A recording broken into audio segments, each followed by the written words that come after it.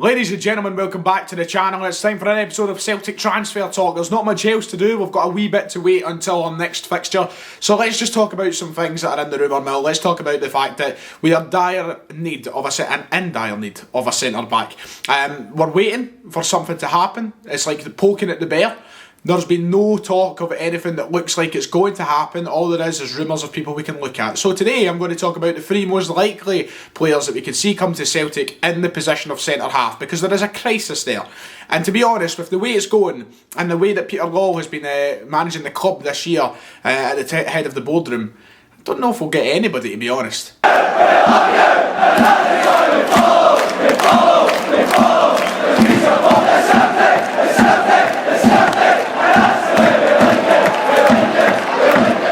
Before we get into the video, make sure to check out the top line of the description and you can download the OneFootball app. The OneFootball app will tell you everything you need to know in terms of the January transfer window. It will give you live news updates, it will give you stories wrote by very talented people, it will give you stats and figures about these players who are getting linked with Celtic and players that you want to see at Celtic. So make sure to do that. It does so much more, live scores, everything, just in the one place. And if you use my link, you're helping both me out and the channel sponsor out, so make sure to check out the top line of the description. Right then, so Mark Mckenzie has joined the Belgian side Genk. He is not coming to Celtic, a man who we've spoke about quite a bit on the channel, and even going back to the summer transfer window before the season started. He was apparently above Shane Duffy on the list of centre-halves, so that, you know, for as much as people may say there was never any concrete information there as to us signing Mark Mckenzie or going for Mark Mckenzie, the rumour is that on the list of players, he was above Duffy, but we've lost out on him. A man who would have done very well for us, I believe, and a man who would have solved an issue in this January transfer window has decided to go elsewhere. A good side in Genk as well. I'm sure he'll go on to have a good career,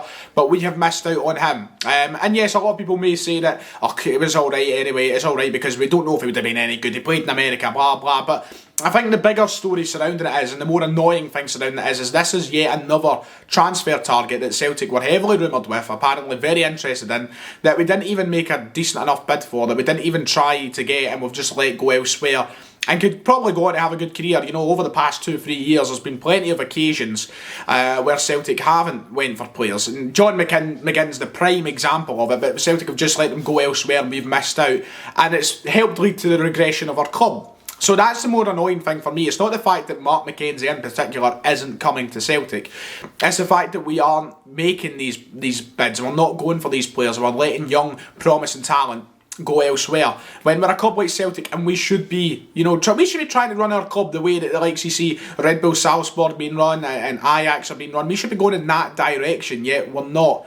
And we're casually letting these things slip by us, and people might not notice it when it happens, but over the next few years when we struggle, you know, we're going to look at these moments, and we already did with McGinn for a while until Turnbull and Sorrell broke into the team. So it's annoying to say the least, but he's gone, which means we still need to go and sign a centre-half, and we have to look elsewhere. So in this video I'm going to talk about the three most likely candidates to come to Celtic this window if Celtic decide to go for anyone. If you ask me right now, I wouldn't be surprised if Neil Lennon thinks his team is good enough. I think that Peter Law will want to keep the money in the pocket as well. And I wouldn't be surprised if the club and the board look at it in a way that, you know, the league's gone already, there's no point spending money, we may as well wait till the summer and rebuild from then. And we still don't know the situation with the manager as well. Will Neil Lennon still be in charge? Is it going to be his team to work with? Or are we going to wait because we'll have someone else in the summer? It's a mess of a situation we find ourselves in. I'm not saying that's what's going to happen, I'm saying I just wouldn't be surprised. So, will we see many signings come in this window? I'm not going to hold my breath, because I feel like it could go either way. So let's talk about three players anyway. Three likely centre-back signings for Celtic that we could see come in this window, and we'll evaluate whether or not they're good enough. Let's start with Declan Gallagher. He's the man that has been spoke about the most, mostly because he came out in the media and said that he would love a move to Celtic. For me, Declan Gallagher has proven at an international level for Scotland that he is a really good player. Do I think he's good enough to be a Celtic player? Do I think he's good enough to be one of our starting centre-halves? I'm going to be bluntly honest, and I don't think so. And there's one main reason for that. So me and David had this conversation on the podcast the other day, the Talk Scottish Football podcast. Look, Declan Gallagher coming to Celtic would face many of the same issues I think that Shane Duffy has faced if he was to join. Declan Gallagher is used to playing for two teams that play a very defensive brand of football, both with Scotland and with Motherwell. Motherwell aren't a team in the front foot, and say what you like about last season, and Motherwell may have been a very entertaining team to watch, and they went forward a lot, yes, okay, but they don't defend like Celtic do. They don't want to sit players high towards the halfway line. They're not relying on fast players. You know, Celtic rely on our centre-halves to be fast, and that's why Shane Duffy hasn't been so good. We like to play a high line. At Motherwell, you don't get that often. If Declan Gallagher was to come into Celtic, I reckon he would struggle big time. Scotland, he's played so well. I've actually really admired him because he was someone who I think has taken a lot of stick over the last couple of years. People saying he's not good enough, which is another reason it may not add up to him being a Celtic quality player. But he's taken a lot of stick, and at Scotland, he's dealt with it marvellously because he's done so well. And he's showed that he can be, as Motherwell fans call him, Scotland's centre-back.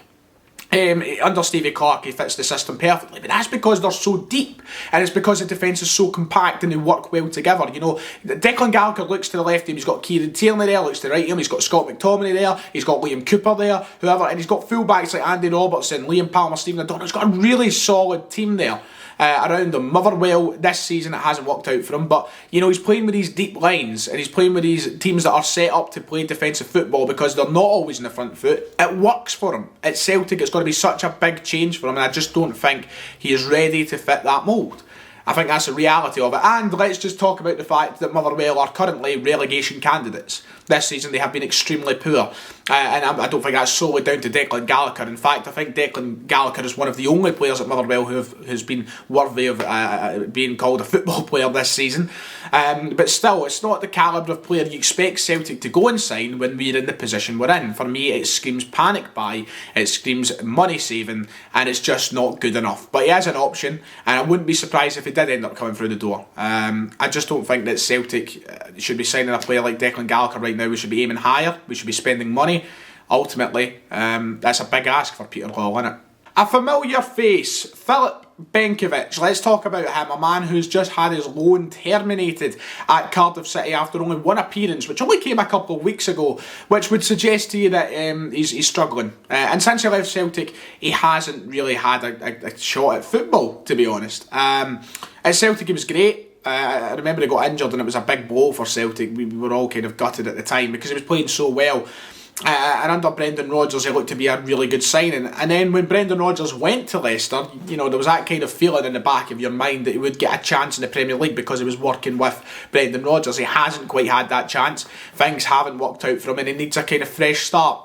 Leicester have terminated, or Cardiff have terminated that loan. I don't imagine he's going to get any football at Leicester. I don't know why he would at the minute. Number one, he's not played football. Number two, Leicester's system right now is working a charm. It's painful to see how well Brendan Rodgers is doing down there. It just shows how good a manager he is. But look, the defence that they've got set up at the minute, with everybody from Sionku to James Justin to what's his name, the wee Belgian boy Castagne, all these players, you know, the way that they've got them all playing, there's not really a space right now for Benkovic to come back from that loan deal and play. So I think Leicester will look to get rid of him, whether it's permanently or on another loan deal.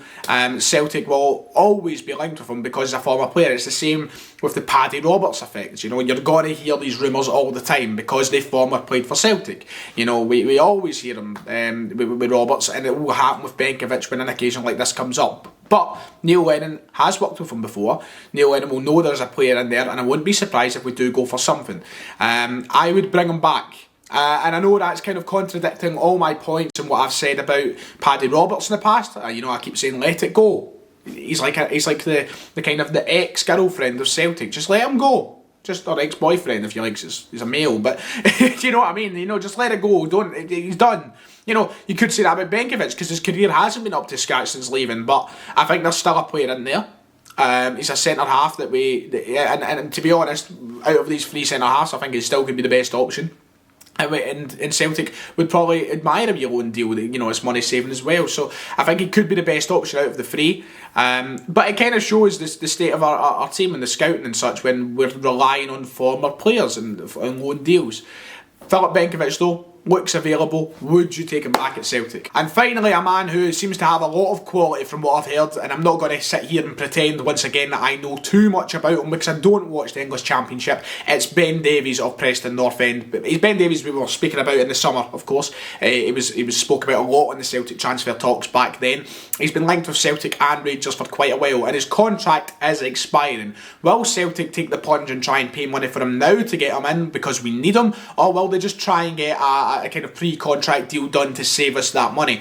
At the end of the day, Preston looks as though they're ready to submit what they're calling a club record contract to keep him at the club because he's that important. He's played 15 out of the 23 Championship games this season. I think he has been very impressive for them. And there's teams like Udinese who are apparently ready to rival Celtic and Rangers, Serie A clubs looking at this man to bring in. Look, he's someone who looks as though he possesses a bit of quality. He's played at a decent level as well in the Championship for Preston. He could be a good answer to our defensive issues. The question is it all comes down to money. Once more, is Peter Lawwell ready to go and pay money for him? Because right now we'd have to give a fee to try and get him here. And ultimately we've got to battle his interests too. Does he want to stay in England? You know, that is, ultimately where most players want to end up. I don't see him getting a shot in the Premier League anytime soon if the clubs are Celtic and Rangers and Udinese that are looking at him. But if he wants to stay there and try and fight and work his way up to a promotion type club, that might be the best interest in him. Or will he want to come to Celtic? Because I think he's got a better chance of getting a Premier League move by playing for Celtic or Rangers rather than Preston North End. It comes down to player interest at the end of the day. 25-year-old, still to hit his prime. 17 grand a week is apparently what they're ready to offer. Celtic can probably top that if we're paying what we're paying for Shane Duffy, although will Peter do it? And they're valuing him at £5 million. See, that's the problem. They're saying if they can't get the contract done, and I'm reading from an article here, if they can't get the contract over the line, they will consider bids in the region of £5 million this month, right? I mean, they might rate him highly, he might be a good defender, but surely to God, they cannot expect someone to pay £5 million when they can get him for free sometime soon. That would just seem an absolute disaster. It's just not going to happen. Celtic aren't going to pay that, not a chance, especially when there could be a free transfer coming sometime soon. Ben Davies seems a good option. I think it is between him and Benkovic for me, but there's a lot of work to be done on both ends of it, both at his club just now and potential future club. What will happen? That does it then for today's video. Let me know your opinions in the comments below. Out of those three players, who would you want Celtic to bring in this transfer window? I mean, I'm still, as I said, holding my breath as to whether or not we'll bring in anybody in this transfer window. I just wouldn't be shocked if we do no business. But those are the three most likely for me. Suggest anybody else in the comments below you think Celtic should go for. I just wanted Mckenzie. That's all I wanted, and it's gone. It's just a terrible season, innit? Like and subscribe. The subscriptions over the last few days since I pointed out that start have been mad, so thank you very much. Like and subscribe, as I said, and I'll see you all next time.